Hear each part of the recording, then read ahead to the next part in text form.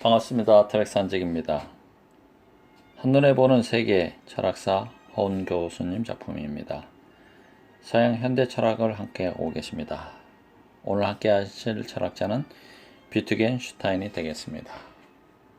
비트겐슈타인은 1889년 태어나서 1951년까지 살았던 철학자입니다. 현대의 가장 탁월한 언어 철학자로서 분석 철학의 형성에 결정적인 영향을 끼친 철학자입니다. 언어 철학자입니다. 비트겐슈타인은 언어 철학자다. 그는 철학의 임무를 언어 비판 및 명제의 의미를 명확하게 하는 것이라고 봤습니다. 철학의 임무는 언어 비판 및 명제의 의미를 명확하게 하는 것이다. 청년기에는 언어의 의미가 대상을 지시하는 데 있다고 생각하나 장년기에는 언어의 의미는 사용에 있다고 생각을 바꿨습니다. 청년기에는 언어의 의미가 대상을 지시하는 데 있다고 생각했다가 장년기에는 언어의 의미는 사용에 있다고 생각을 바꿨다. 언어의 의미가 대상을 지시하는 데 있다거나 언어의 의미는 사용하고 있다고 생각했던 철학자 비트겐슈타인은 저서에는 논리 철학 논고가 있고 철학적 탐구가 있습니다. 논리 철학 논고 철학적 탐구. 비트겐슈타인의 프로필이었습니다. 언어의 의미를 묻지 말고 사용을 물어라. 언어의 의미를 묻지 말고 사용을 물어라. 비트겐슈타인과 함께 하겠습니다. 첫 번째 이야기. 20세기 철학계의 슈퍼스타다. 20세기 철학계의 슈퍼스타 비트겐슈타인. 20세기 최고의 철학자로 손꼽히는 비트겐슈타인. 1889년에서 1951년 오스트리아 빈 출신의 영국 철학자입니다. 오스트리아 빈 출신의 영국 철학자, 분석 철학자 노셀의 제자이기도 합니다. 본격적으로 언어 철학 시대를 열었다는 데서 그의 업적을 찾을 수 있습니다. 19세기와 20세기 철학이 크게 다른 점이 있다면 바로 철학적 분석의 대상을 의식에서 언어로 옮겨온 것입니다.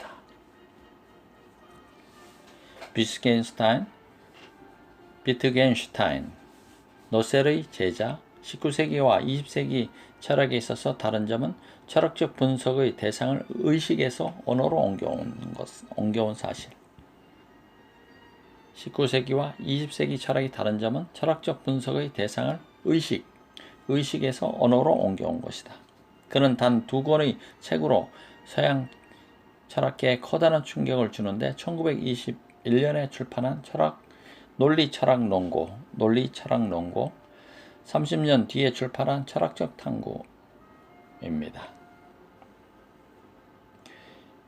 비트겐슈타인의 작품은 두 가지가 있는데 논리 철학 논고 1921년, 그 다음 30년 뒤에 출판한 철학적 탐구, 논리 철학 논고, 철학적 탐구. 이 책들에서 그는 서로 다른 두 가지 언어관을 제시합니다. 그래서 그의 철학도 전기 비트겐슈타인과 후기 비트겐슈타인으로 나눠 얘기합니다. 전기에 취한 대부분의 주장을 후기에서 폐기 처분하는 극적인 반전을 보여줍니다. 살아있을 때 출판한 유일한 저서인 논리 철학 논고를 완성하자 철학적 문제를 모두 해결했다고 생각한 그는 케임브리지를 떠나 오스트리아 벽지의 초등학교 교사로 부임합니다.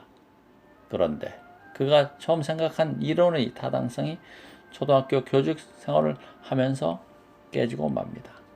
그래서 1929년 다시 캠브리지 대학으로 돌아와 논리 철학 논고의 근본 사상을 뒤집는 새로운 철학적 사색을 시도합니다. 그의 후기 저작들은 모두 그가 죽은 뒤 제자들이 강의록과 남겨진 노트를 모아 발간한 것입니다. 그의 전기 사상은 논리 실증주의에, 후기 사상은 일상 언어 철학의 발전에 크게 기여했습니다.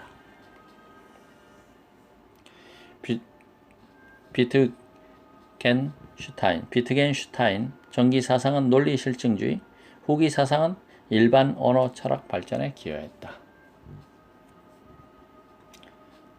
언어를 분석하면 사유의 본질에 도달할 수 있다. 두 번째 이야기, 언어를 분석하면 사유의 본질에 도달할 수 있다.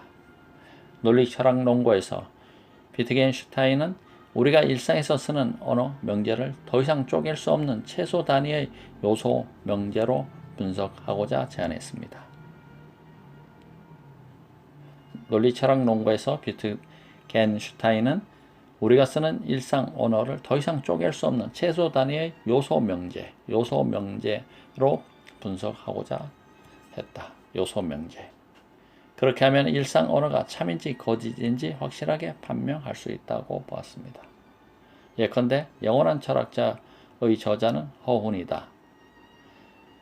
영원한 철학자의 저자는 허훈이다. 명제를 1. A는 영원한 철학자를 쓴 사람이고 2. 그런 A가 적어도 한 명 있고 3. 그것이 허훈이다. 라는 요소 명제로 분석하자는 겁니다. 요소 명제. 참과 거짓을 알아보는 것이 그리 어렵지 않을 것 같은데 왜 이렇게 나누어 보는 걸까요? 1에서 3 가운데 어딘가에 오류가 있다면 당연히 그 명제는 거짓이라고 더욱 쉽게 판명 내릴 수 있기 때문입니다. 이런 관점으로 세계를 분석해보면 어떻겠습니까? 우리는 세계를 사실로 분할할 수 있습니다. 우리는 세계를 사실로 분할할 수 있다. 저 산은 푸르다. 지금 하늘에 떠있는 저 달은 조승달이다. 백두산은 한라산보다 높다. 이 사실들은 위에서 말한 것처럼 각각에 대응하는 명제로 표현됩니다. 명제, 언어로 표현됩니다. 그러니까 세계는 사실들의 모음과 다르지 않습니다. 세계는 사실들의 모음과 다르지 않다. 다시 말해 세계를 요소 명제가 표현하는 원자적 사실에 의해 구성되어 있다고 말할 수 있다는 것입니다. 복잡한 명제이더라도 하나하나의 요소 명제로 분석하면 사실과 대응하고 있음을 알 수 있다는 것이죠. 요소 명제. 비트겐슈타인은 요소 명제를 그림, 빌드, BILD라고 합니다. 요소 명제를 그림이라고 했다. 비트겐슈타인. 세계의 실제 형식을 올바르게 그려낼 수 있다면 그것이 올바른 언어 형식이라고 했습니다. 언어는 세계를 그리는 명제들로 되어 있기 때문에 세계를 그리는 기능을 한다고 했습니다. 그러나 세계 속에는 실제로 관찰하기 불가능한 사실도 많이 있습니다. 이 경우 언어는 유의미한 명제를 만들 수 없기 때문에 이에 대해서는 말을 할 수가 없습니다. 즉 그림을 갖는 요소 명제들은 말할 수 있지만은 그림을 갖지 않는 사실에 대해서는 말을 할 수가 없습니다. 그렇다면 이 세상에는 언어로 표현할 수 있는 세계만 있는 것이 아니라 언어로 표현할 수 없는 세계도 있게 됩니다. 예컨대 신은 존재한다 라는 명제에서 어떤 그림을 떠올릴 수 있나요? 이 명제를 요소 명제로 분석해서 어떤 개념을 얻을 수 있나요? 마찬가지로 기존의 형이상학적 가치, 윤리들은 언어의 한계밖에 있습니다. 비트겐슈타인은 오히려 언어로 표현할 수 없는 세계가 더 무궁무진하다고 합니다. 그럼에도 불구하고 많은 철학자들이 이 세계를 오직 자신만이 알 수 있는 언어로 규명하려고 했습니다.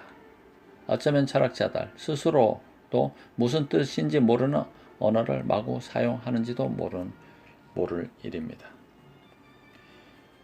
비트겐슈타인은 혼자 만들어내고 혼자 이해하는 언어놀이는 철학이 아니라 말장난이다 라고 비판하며 이런 방식으로 존재의 본질에 이를 수 있겠느냐고 반문합니다.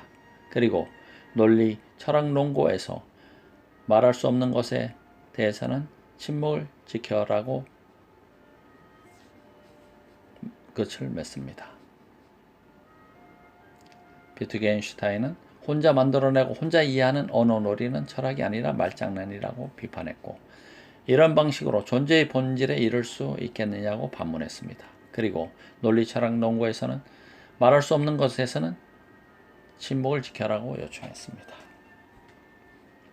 철학의 흐름이라는 큰 틀에서 보면은 그는 철학의 주제와 방법을 존재나 사유로부터 언어로 옮겨온 사람입니다. 비트겐슈타인 그는 철학의 흐름이라는 큰 틀에서 보면은 그는 철학의 주제와 방법을 존재나 사유로부터 언어로 옮겨왔다. 철학의 주제와 방법을 존재나 사유, 대부분 존재나 사유에 대해서 많이 언급을 했는데 그는 언어로 옮겨온 사람이다. 비트겐슈타인에게 철학이란 곧 언어의 비판이며 그 핵심은 언어의 그림 이론이다. 언어 비판이며 그는 언어의 그림 이론이라고 했습니다. 언어 비판, 언어의 그림 이론이 비트겐슈타인의 핵심입니다. 비트겐슈타인에 따르면 인간은 각자 고유한 언어의 주인이기 때문에 어떤 한 인간이 사용하는 언어와 그 구조를 알면 그의 내면 세계도 파악할 수 있다는 것입니다. 어떤 한 인간이 사용하는 언어와 그 구조를 알면 그의 내면 세계도 파악할 수 있다. 곧 언어를 분석하면 사유의 본질에 도달할 수 있다는 것입니다. 언어를 분석하면 사유의 본질에 도달할 수 있다. 나아가 논리는 언어에서 드러나므로 결국 언어로 세계의 구조에 대한 지식도 파악할 수 있다는 것입니다. 비록 우리가 파악할 수 있는 세계의 본질은 어디까지나 언어의 논리라는 그물에 담긴 세계일 뿐이지만 언어의 본질을 이해하면 존재와 세계의 본질에 관한 인식에 도달하게 된다는 것입니다. 우리가 파악할 수 있는 세계의 본질은 어디까지나 언어의 논리라는 그물에 담긴 세계일 뿐이다. 언어의 본질을 이해하면 존재와 세계의 본질에 대한 인식에 도달할 수 있습니다. 존재와 인식에 도달한다. 세계의 본질에 대한, 언어의 본질에 대한.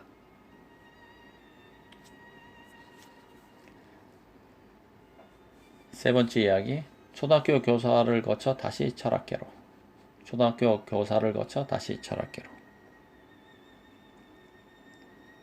그런데 논리 철학 논고에서 철학적 문제를 모두 해결했다고 생각한 그가 벽지의 초등학교 교직 생활을 하면서 논리 철학 논고를 뒤엎는 생각을 하게 됩니다. 그림 이론의 핵심은 요소 명제는 언어 밖의 사실을 정확하게 반영한다와 이름이란 대상을 가리키고 요소 명제가 하나하나의 사실을 표현한다는 생각에서 출발하는데 이것이 잘못이라는 겁니다. 그림 이론의 핵심은 요소 명제는 언어 밖의 사실을 정확하게 반영한다고 봤고 이름이란 대상을 가리키고 요소 명제가 하나하나의 사실을 표현한다는 생각에서 출발했는데 이것이 잘못이라고 생각했습니다.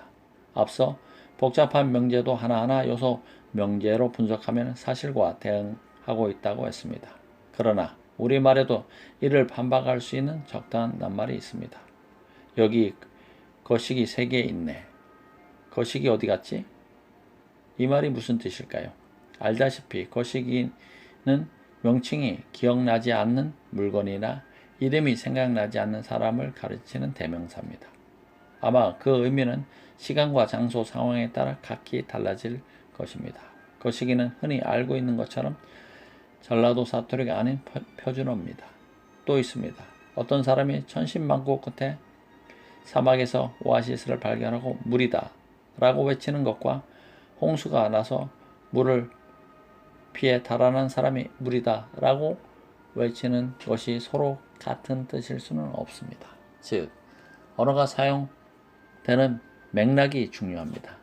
그렇다면 이름이 대상을 지시하고 요소 명제가 하나하나의 사실을 표현한다는 정기 비트겐슈타인의 주장이 무색해집니다.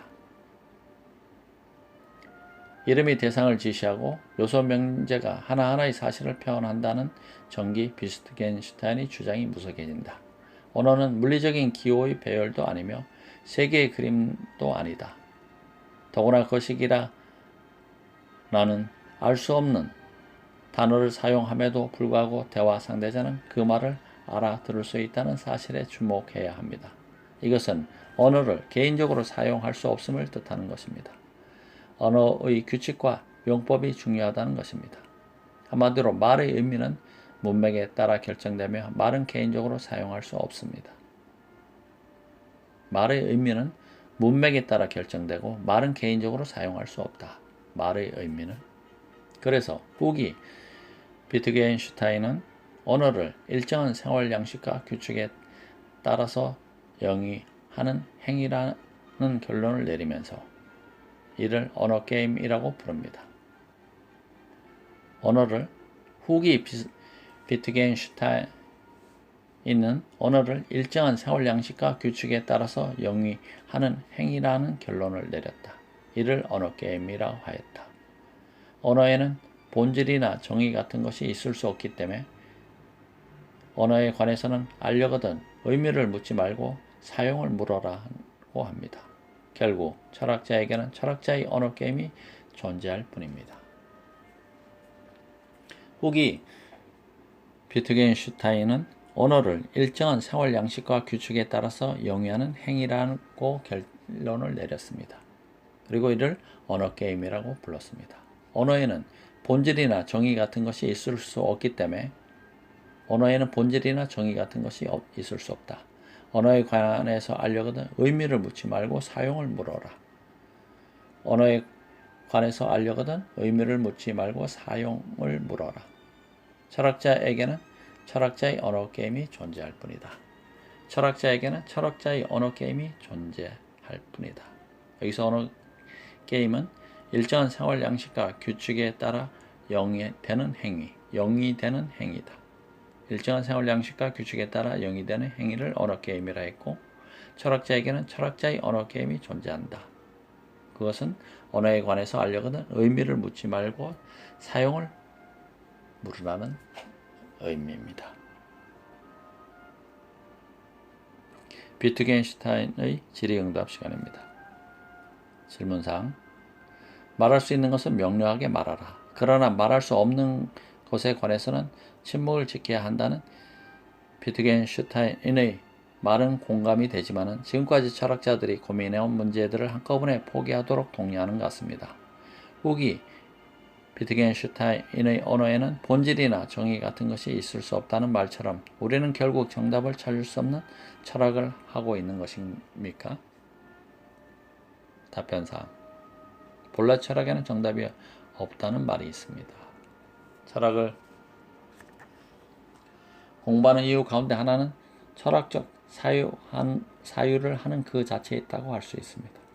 물론 진리를 찾고 정답을 구하려 하지만 그 과정이 중요하다는 뜻입니다.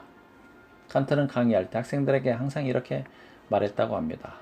학생 제군들은 내게서 철학을 배우는 것이 아니요 철학하는 것을 배우게 될 것입니다. 어쩌면 비트겐슈타인 스스로 언어에서 실체적이고 명료한 답을 찾으려 하기 때문에 결과적으로 정답을 잃어버린 것이 아닌지 생각해 봐야 합니다. 답변상 다시 한번 언급해드리면 본래 철학에는 답이 없다.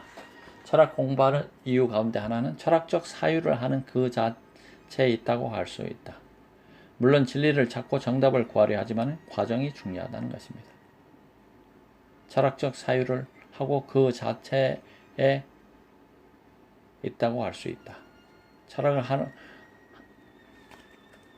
공부를 하는 이유 가운데 하나는 철학적 사유를 하고 그 자체에 있다고 할 수 있다. 진리를 찾고 정답을 구하려 하지만 그 과정이 중요하다는 뜻이다.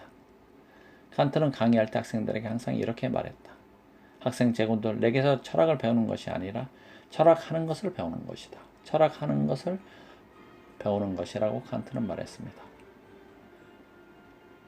비트겐슈타인 스스로 언어에서 실체적이고 명료한 답을 찾으려 하기 때문에 결과적으로 답을 잃어버린 것이 아닌지 생각해 보게 되었다는 것이 마지막 이야기입니다.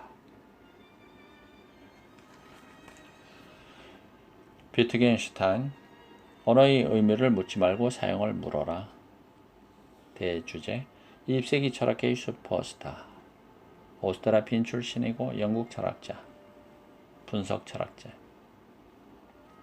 언어를 분석하면 사유의 본질에 도달할 수 있다는 생각을 했습니다. 그리고 초등학교 교사를 하다가 다시 철학교로 돌아가 언어 게임이라는 마지막 명제를 내리게 됩니다. 태백산 지기와 함께 해주셔서 감사합니다.